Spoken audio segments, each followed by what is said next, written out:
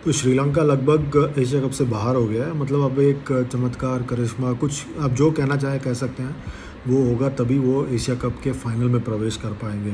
और टेक्निकली देखा जाए तो ये T20 एशिया कप के वो डिफेंडिंग चैम्पियन हैं।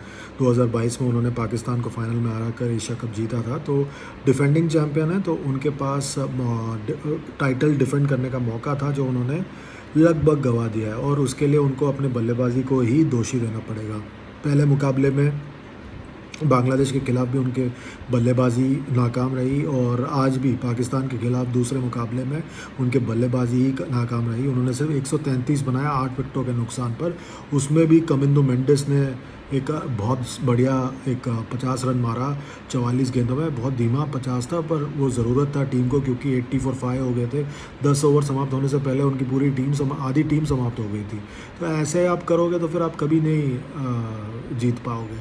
और आई थिंक दैट वाज, और उसके बाद एंड में थोड़ा सपोर्ट ज़रूर था, पर उतना कमाल कुछ नहीं हुआ। गेंदबाजी में पाकिस्तान के लिए हारिस रऊफ ने 2 विकेट निकाले, 3 विकेट निकाले शाहीन अफरीदी ने, और अबरार अहमद ने 1 विकेट निकाला, और 2 विकेट निकाले हुसैन तलत ने।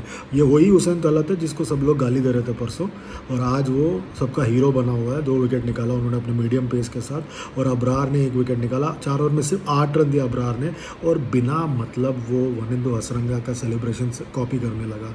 ज़रूरत ही नहीं था। पता नहीं क्यों पाकिस्तानी ये सब चीज़ों में फंस रहे हैं। और जवाब में शुरुआत अच्छी हुई पाकिस्तान के लिए, साहिबजादा फरहान और फ़खर जमान, और फिर उसके बाद एक कोलैप्स, और फिर एंड में हुसैन तलत ही बल्ले के साथ कमाल किए, और मोहम्मद नवाज़ ने जो है चौका छक्का मारा और मैच को समाप्त कर दिया।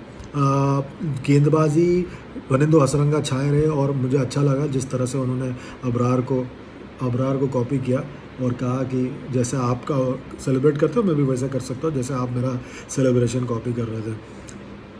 गेंदबाजी वापस एक बार थोड़ी बहुत कमज़ोर थी श्रीलंका के लिए। तीक्ष्ण आज खेल रहे थे, उन्होंने बहुत अच्छी गेंदबाजी की। वनिंदो हसरंगा थे, वो 8 ओवर बहुत इंपॉर्टेंट था, पर आपने दुष्मंत चमीरा को खिलाया, आपने आज मतीशा पतिराना को क्यों नहीं खिलाया, मेरे समझ के परे था। और आज आपने दसुन चानका को गेंदबाजी क्यों नहीं दी, मुझे समझ के परे था। आपने चरित असलंका खुद आए गेंदबाजी करने के लिए, आपने चमिका करुणारत्ने जो एक ऑलराउंडर के तौर पर खेलते हैं, उनका रोल क्या मुझे समझ में नहीं आया। Overall I think Sri Lanka are struggling because there batting struggled, और बॉलिंग में उनके पास ऑप्शंस कम नज़र आ रहे हैं। पता नहीं क्यों मतीशा पतिराना को वो खिला नहीं रहे हैं। I am very surprise that they are not playing Matheesha Pathirana. Very disappointing performance by Sri Lanka. और एंड में अबरार और वनिंदो हसरंगा की दोस्ती हो गई, वो एक दूसरे का सहारा बनकर दिख रहे थे, और मजाक कर रहे थे, और सपोर्ट कर रहे थे, पर वो जो टाइम था वो अनवारंटेड था, और अबरार को अवॉइड करना चाहिए था। एनीवेज, अब अगर देखें तो इस टूर्नामेंट में कल अगर इंडिया बांग्लादेश को हरा देता है तो बांग्लादेश पाकिस्तान का मुकाबला बिकम्स लाइक अ नॉकआउट, और उन दोनों में से कोई एक टीम आगे जाएगा फिर फाइनल के लिए। और उसके बाद फ्राइडे का match India Sri Lanka is just academic interest के लिए।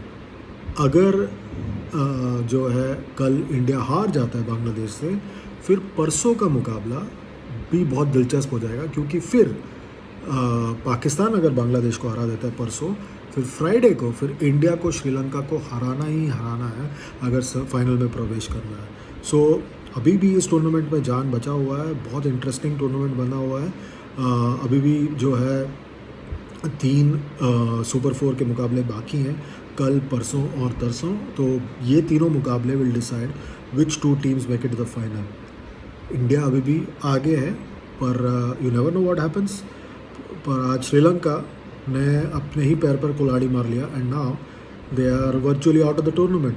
वनिंदो हसरंगा ने थोड़ी बहुत लाज बचा ली, और अबरार को भी उसका औकात बता दिया।